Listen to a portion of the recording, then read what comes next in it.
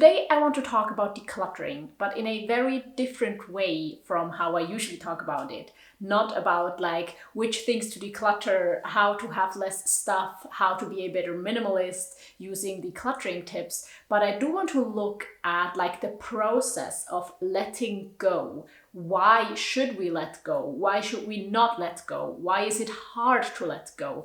Is it supposed to be easy? Is it supposed to be hard? And kind of just like the background and not just like the physical part of this is an item, I shouldn't have this anymore, so let's put it in the trash. Let's get right started. And I think the first thing I do want to say is that I think there are like really two parts to letting go. One side is the physical and obvious side of it that we talk about when we talk about minimalism, like declutter stuff that's broken, declutter stuff you don't use anymore and you don't like anymore. And how to do that, you either put it in trash, recycle it, give it to somebody else. And there are of course criteria to think about, like if something should be decluttered or not. It depends on how often you have used it, if you like it or not, if you have like memories attached to it that are bad, or different criteria to decide if you should declutter something. And the other side, I think, is the attachment.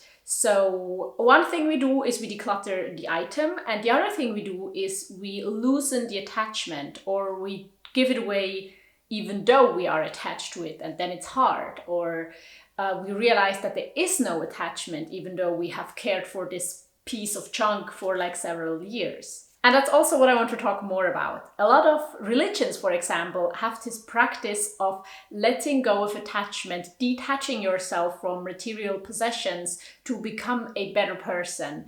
And while I think that's admirable, and while I think some minimalists kind of strive for that, I do also want to say that I don't think that that has to be the goal. I do not think that we should get rid of our attachment. I do think attachment has a certain meaning and value, and it is a crucial part of life as well, because when we go beyond stuff, we are attached to other people, love and caring for our families and for the beauty of this planet and things like that. I think there's a lot of attachment also when we make plans and when we try to do a certain thing. We are kind of attached to the outcome, to what we're trying to do. And I do think that's a valuable part. That's a driving force in what we're doing. And if we are using it wisely, it can be used for good things. But of course, attachment, as we all know, can also be destructive. So I think it's important that we do not try to detach ourselves from everything in life. But I still have things I really like, and I do think there's nothing wrong with that. And I do think we are absolutely allowed to cherish items and memories and people and things. But then of course we also all know the toxic part of attachment, when we become hyper consumerist, when we try to buy expensive stuff to impress other people, to show off, when we are too attached to people, and it becomes a really toxic relationship when we are so attached to a certain outcome that we cannot look after our mental health, or that we do stuff that we're not doing for ourselves but for somebody else, or for a certain fantasy self or an idea that we have in our minds. So I definitely think when it comes to attachment, it's very important to keep a balance, to find the middle ground between being attached and enjoying the beauty of like feeling attachment to something. I'm gonna say attached and attachment 100 times in this video, please excuse me.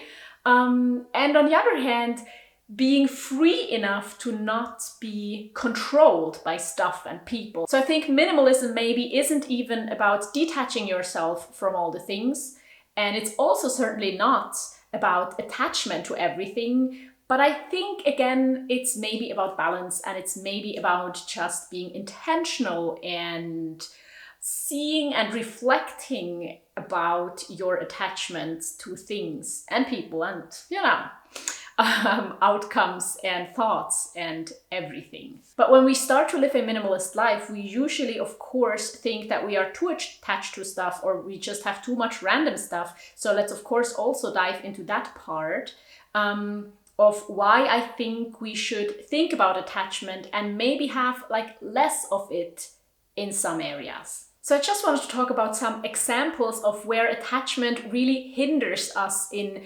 becoming an independent, happy, free, content person. So I think one, and that's of course like very obvious, at the end of our lives in general, we cannot keep anything. So everything is going to end at some point. Every relationship, every item we own, every sunset we see, every experience, everybody, everything is going to end. So attachment is never going to be there for eternity. So we should never have the illusion that we can actually really possess something, because it's not entirely in our control. And so I do think it's a good idea to not value attachment over everything else. Another aspect of that is, as I mentioned before, the attachment to a certain outcome when it comes to experiences. And I've watched a video made by Nathaniel Drew, I think it was a year ago or something. And in that video he said, the killer of joy are attachments.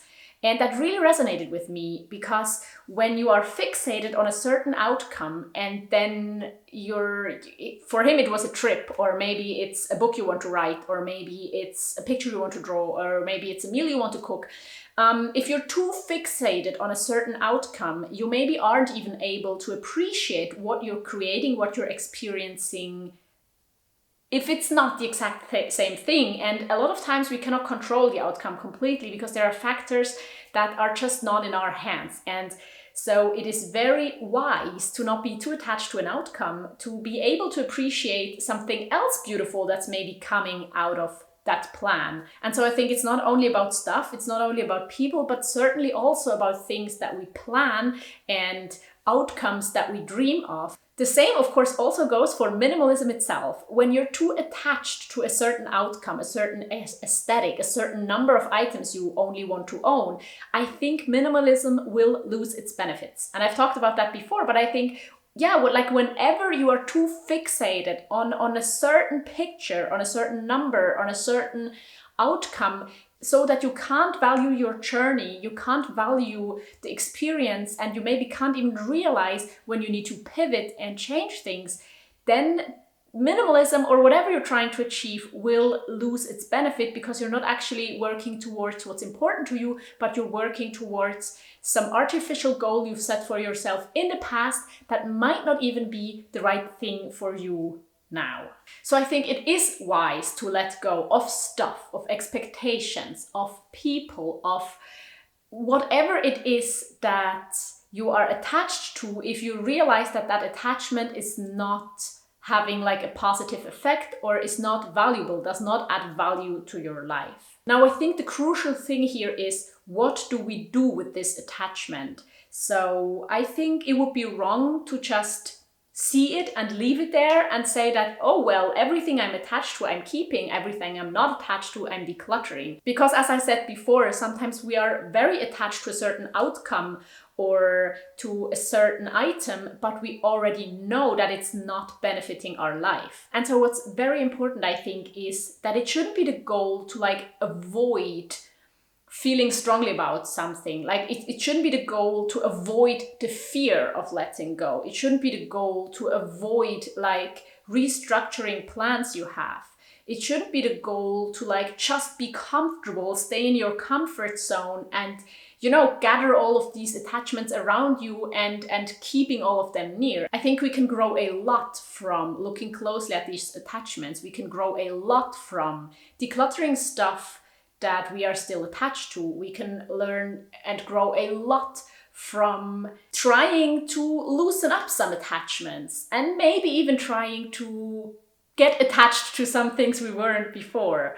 But I would be very critical with that, because I think usually we are just attached to more things that are good for us than the other way around. So my goal for myself and my minimalist journey, because I do think that has a lot to do with attachment, is that I do want to be grateful for the things I have around me, for the people I have around me, for the experiences I have in my life, but without like being too attached to a point where it hurts me, you know? Attachment can be really hurtful if it takes away your freedom. So I think a certain emotional attachment can be beautiful, but I do not want it to become an obsession. I do not want to have to suffer because I am not like a complete person without that item, without that degree, without that box I can put myself into, if you know what I mean. So let me please know your thoughts about this subject down below in the comments, because I think it's something really interesting that we can talk and think so much about.